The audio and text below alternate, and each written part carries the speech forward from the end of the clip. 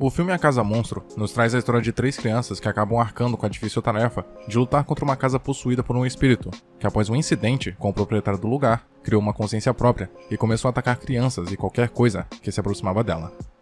Epaminondas era um senhor de idade que sempre afastou as crianças de sua propriedade de forma agressiva e assustadora, demonstrando ter muita aversão àqueles que tentavam ultrapassar os limites de sua residência.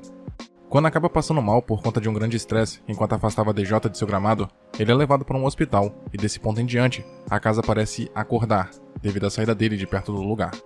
DJ, Bocão e Jenny tentam de todas as formas eliminar a casa, já que com a proximidade do Halloween, muitas pessoas acabariam inocentemente batendo na porta da residência, correndo um grande perigo, uma vez que esta já tinha consumido algumas pessoas e até mesmo um cachorro. Entretanto, por causa da idade dos protagonistas, seus primeiros planos, de certa forma, acabam sendo ineficazes e mal executados, por conta da pouca experiência. Sempre que tentavam recorrer a alguma pessoa mais velha, tudo o que eles diziam era levado como uma mera brincadeira de criança. Eles até tentam chamar policiais para investigar o lugar, e ainda que tenham dito que existia algo perigoso no local, não são levados com seriedade, sobrando para eles a responsabilidade de lidar com aquele problema, já que eram os únicos que viram a casa agindo. Por falar nisso, é curioso perceber a falta de bom senso das pessoas mais velhas desse universo, onde até mesmo é deixada a chave de uma escavadeira em um local de fácil acesso, o que evidentemente era uma grande falta de responsabilidade, ainda que isso tenha ajudado os protagonistas a enfrentarem a casa mais pro final do longa. Epaminondas conheceu Constance no palco de um circo, e pela caracterização do lugar, podemos concluir que ela era uma atração de algum freak show, ou circo dos horrores, que foram muito comuns por volta dos anos de 1840 a 1970, trazendo diversas pessoas com mutações genéticas e com peculiaridades como entretenimento para o público. Como podemos observar em uma das cenas, Constance estava trancada em uma jaula, comumente usada para trancafiar animais usados em apresentações de circo, o que denuncia o descaso que os diretores da atração tinham com ela. Não bastasse isso, quando se apresentava nos shows, as pessoas tinham o costume de atirar coisas nela, motivadas por uma sensação de superioridade e zombando da sua anormalidade do padrão estabelecido socialmente, o que com certeza trouxe uma grande tristeza a ela, e ainda que isso tenha sido mostrado em apenas uma cena, intuitivamente sabemos que não foi a única vez que acontecera. Embora as pessoas que se apresentavam nesses circos fizessem seu melhor para demonstrar que não eram tão divergentes apenas por suas características físicas, para a época, eles ainda eram vistos da mesma maneira que animais apresentados em outros circos. Epaminondas pôde observar a forma como a tratavam naquele lugar, e diferente de outras pessoas, ele passou a alimentar uma paixão por Constance, o que o motivou a buscar uma forma de tirá-la daquele sofrimento. Quando Epaminondas a leva embora daquele lugar, dando uma vida nova e afeto para ela, com o tempo, fora criada uma dependência emocional forte para com seu parceiro e para as coisas que eles haviam conquistado juntos. Para Constance, Epaminondas foi uma das poucas fontes de segurança e abrigo que ela teve na vida, e em seu íntimo ainda pairava um medo de perder o que havia construído fora dos circos. Esse medo gerado pelas cicatrizes de seu passado era como combustível para sua raiva, relacionada a coisas que ameaçassem o que ela tinha, em especial quando algumas crianças jogavam coisas em sua casa. Embora isso não tenha atingido diretamente e fosse comum na época do Halloween, a personagem não conseguia compreender que isso era devido à imaturidade inerente à idade. Quando é acertada por ovos, ela pode ter imediatamente se recordado das vezes em que outras pessoas fizeram o mesmo com ela, no circo, deixando sua raiva fluir, ao ponto de manejar um machado na direção das crianças, se desequilibrando e morrendo em uma grande queda, sendo coberta por cimento no processo.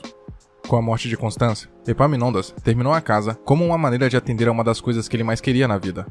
No entanto, o espírito dela não seguiu em frente e acabou se apossando da propriedade como se fosse seu novo corpo, já que esta estava demasiadamente apegada ao que tinha em vida.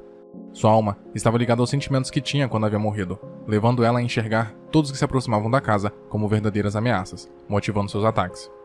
Quando descobriu que sua casa estava possuída, Epaminondas resolveu fazer o que podia para afastar todas as pessoas que se aproximavam de sua esposa, temendo que a vida de outras pessoas fosse tirada. O amor que sentia pela falecida Constance formava uma barreira em sua mente, que o impedia de tomar atitudes mais drásticas, como destruir a casa por completo, já que isso era como apagar tudo o que ela significou para ele um dia, entre aspas, a matando diretamente, além de causar um dano permanente a uma das coisas que ela mais desejava ter em vida, um lar. A presença dele no lugar, afastando as pessoas de sua propriedade, deixava a própria casa inerte, já que Epaminondas era visto por ela como um protetor, e no momento em que esse foi inevitavelmente obrigado a se afastar, foi tirado da casa a segurança que ela tinha e algo que ela amava, revivendo os medos que Constance tinha em vida, a obrigando entre aspas a se defender de todos aqueles que poderiam atacá-la. Epaminondas não se limitava unicamente a afastar as pessoas de sua casa para, de certa forma, pacificar o espírito de sua esposa. Vemos que ele havia montado um memorial no local onde ela havia morrido, sempre deixando flores e acendendo velas, tentando manter uma relação de proximidade e intimidade com a residência, como que fingindo que sua esposa ainda estava viva, sendo essa também uma forma de lamentar sua perda e, de certo modo, sempre se lembrar de sua amada. Como o próprio Epaminondas fala perto do fim do filme, Eles passaram 45 anos presos e naquele momento, com a destruição da casa, estavam finalmente livres. Embora ele amasse sua esposa, mesmo após ter se tornado aquela monstruosidade, o ciclo vicioso que eles desenvolveram era pesado demais para os dois, tirando dele a chance de viver sua vida, desenvolver novos vínculos e assim se tornando uma pessoa mais feliz, o que contribuiu de certa forma para sua personalidade naturalmente mais rabugenta. Por sua vez, sua esposa estava constantemente com medo e raiva das outras pessoas, sempre estando de certa forma atenta a quem se aproximava, já que estes poderiam ser potenciais riscos e deveriam ser eliminados, o que nunca permitiu que seu espírito descansasse em paz. Na cena em que DJ acaba por quebrar o cimento que cobria Constance, isso pode simbolizar duas coisas, levando em conta as cenas seguintes. Em primeiro lugar, aquilo marca o fim da passividade da própria casa, já que ela havia se libertado por completo das poucas coisas que freavam sua ira. E por fim, simboliza a exposição completa do até então destino de Constance, já que metaforicamente, ela foi liberta do que havia aprisionado seu corpo no passado, expondo seus ossos no processo. Ou seja, aquilo que havia se tornado por dentro havia ficado evidente, e ainda que no fundo a casa fosse movida pelo espírito da mulher, evidentemente ela já havia se corrompido. Quando acabou passando mal e indo para o hospital, Epaminondas pôde refletir sobre o futuro, tanto o seu quanto da sua casa.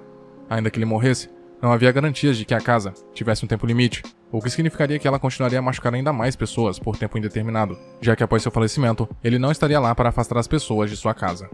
Depois desse período, ele viu que o melhor a se fazer era destruir a residência, terminando também com a sua própria vida no processo. E DJ percebeu isso, o fazendo mudar de ideia, já que mesmo que ainda no início do longa tivesse medo do Senhor por causa de suas ações, ele pôde compreender suas atitudes do passado e o que ele estava querendo fazer naquele momento, o oferecendo um laço de amizade que, com certeza, o velho Senhor não tinha há muito tempo devido à reclusão de sua responsabilidade.